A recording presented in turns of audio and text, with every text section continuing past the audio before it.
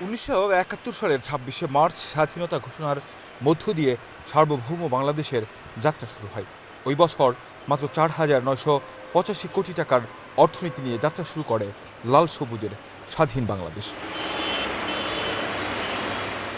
স্বাধীন বাংলাদেশের প্রথম বাজেট উত্থাপিত হয় ১৯৭২ সালের ৩০ জুন। ১৯৭২-৭৩ অর্থ বছরে জাতীয় সংসদে প্রথমবারের মতো বাজেট পেশ করেন তৎকালীন অর্থমন্ত্রী তাজউদ্দিন আহমেদ। অর্থ মন্ত্রণালয়ের তথ্য অনুযায়ী যুদ্ধবিধ্বস্ত দেশের প্রথম বাজেটের পরিমাণ ছিল ৭৮৬ কোটি টাকা। দেশের প্রথম বাজেটের আকার ছিল ছোট।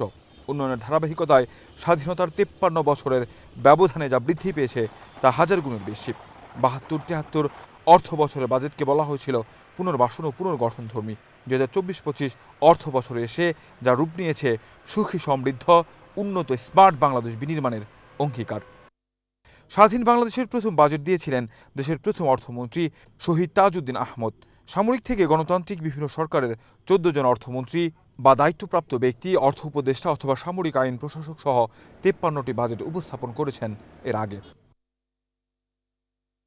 টানা ১০ বার বাজেট দিয়ে রেকর্ড করেছিলেন প্রয়াত অর্থমন্ত্রী আবুল মাল আব্দুল মুহিত। এছাড়াও এরশাদ সরকারের সময় দুটি বাজেট দিয়েছিলেন তিনি।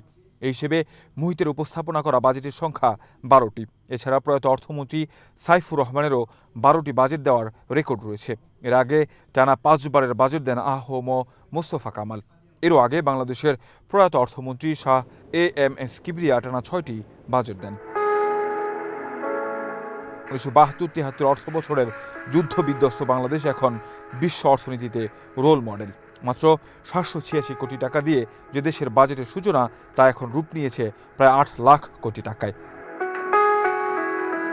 কাউসার আহমেদ, এশিয়ান টেলিভিশন, ঢাকা।